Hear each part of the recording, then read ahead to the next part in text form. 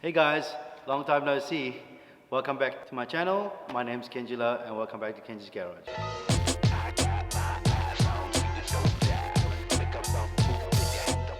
So I have been a bit lazy on the uploads and that because I've actually been having fun with my new toy, the 2019 Ford Ranger XLT.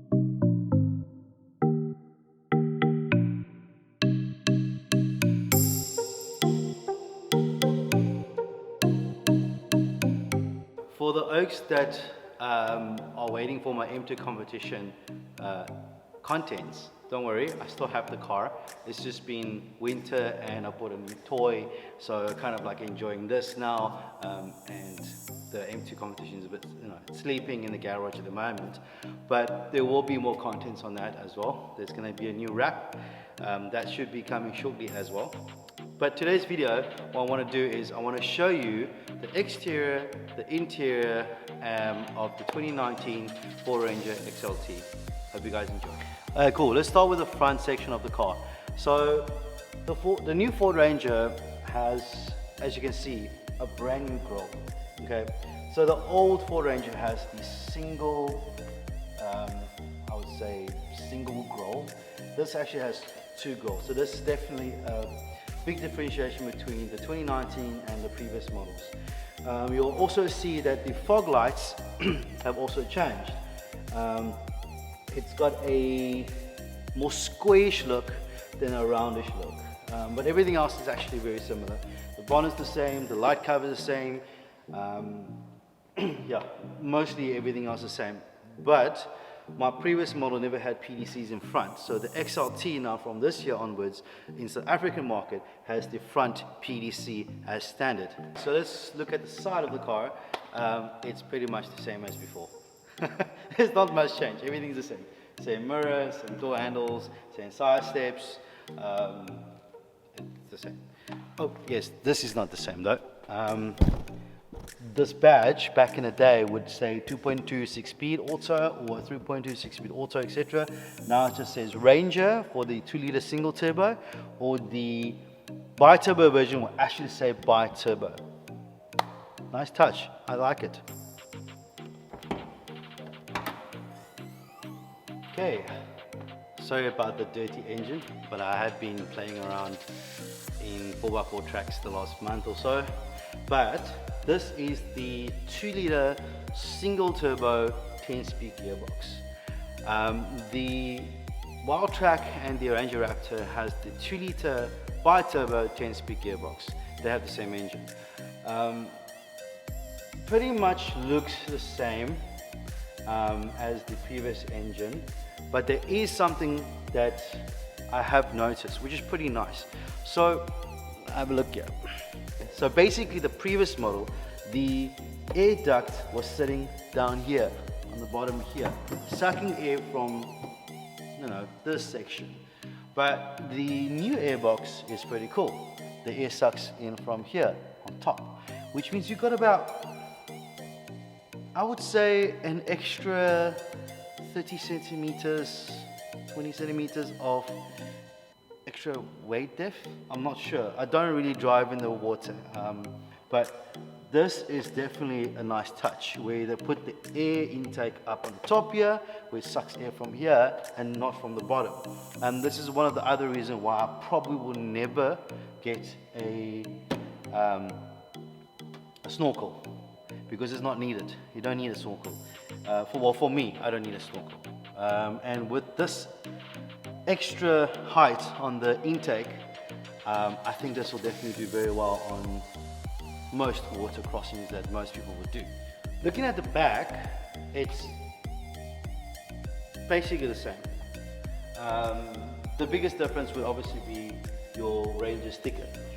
So a lot of people have noticed that the Ranger sticker has changed, and they ask me, is that the new Ranger? I said, yeah, definitely. If you look at these stickers, then it's the new Ranger. Otherwise, everything else is the same. PDC is the same position, the tow hook is the same position, everything is the same. The reverse camera is underneath the Ford badge.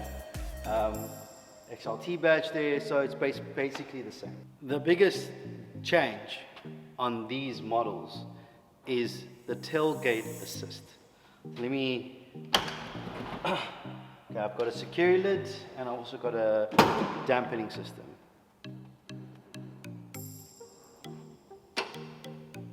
There we go. So back in the day, I can only talk about myself, be struggling with this tailgate with one hand. I would have always had to use two hands because this tailgate is actually quite heavy. But with the new tailgate assist, one finger, I can close the door. Right, so that is an amazing feature. Guys, you have to get this dampening thing, tailgate dampener. It is a very good thing to have, especially if you have kids and you're loading something in the Bakkie and you've got one thing on the other hand, you don't want to put it down the floor and you're opening up the vehicle, kids are running around and this thing drops, it's going to hit your kid's head or hurt them very badly. Okay, so another small little detail that not everybody will notice is the back section is actually now not flat, it's kind of dented in, which gives you at least about 5 to 10 centimeters more loading lengthwise.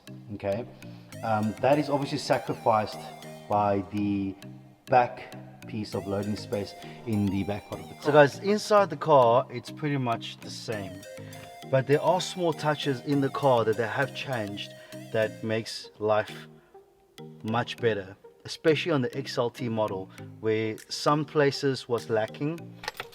First things first, keyless entry. There's no key, it's just a key fob. You got a push start button as well over here.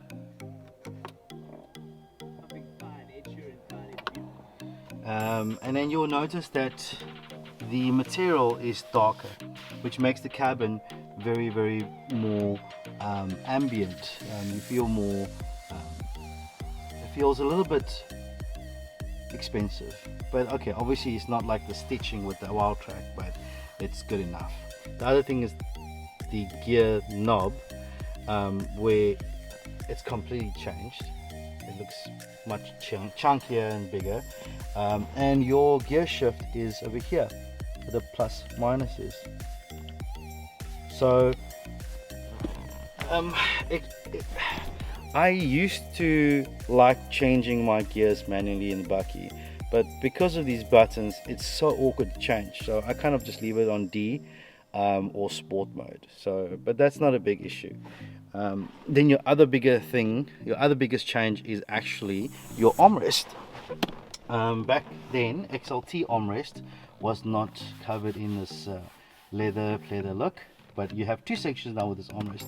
You got the top section where you can put your Leatherman in, got a nice little holder here for your Leatherman, and you can put your coins and whatnot in here, and you have a bigger section where you can put your other stuff in.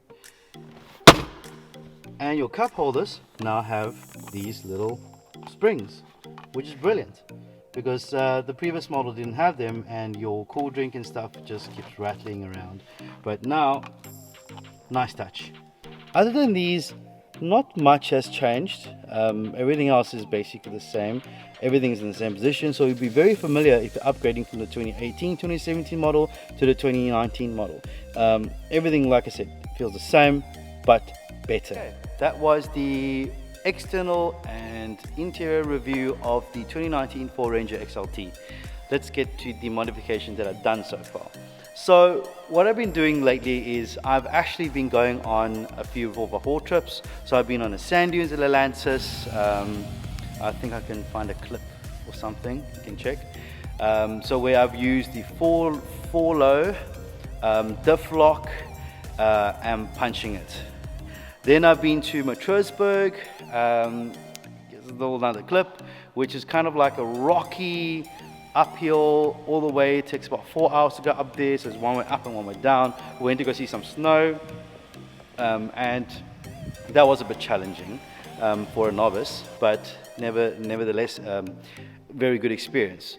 And I've been to one or two other places as well, like the beach, some beach driving, off-roading and stuff like that. So I've been getting into it. And hopefully in the future, I will have a mixture of BMW Limited Competition, and also do have a new car ordered, but we'll talk about that later. And then some off-roading contents. Okay guys, first things first that I've done to the Bakkie is I've actually changed the rims. I've kept a 17-inch, purely because I've got General Grabber 83, so these are very good tires. I changed to black Rhino alloy, hard alloy rims, which look pretty good. Yeah, but they have a bit of an offset, which is cool, which kind of gives the car a bit more of a stronger, wider stance. But yeah, this kind of gives way to a bigger tire, especially I have a lift kit on. So I've got a 30mm spacer in the front and a 2-inch shackle at the back, which perfectly raises the car as well as makes the car balance.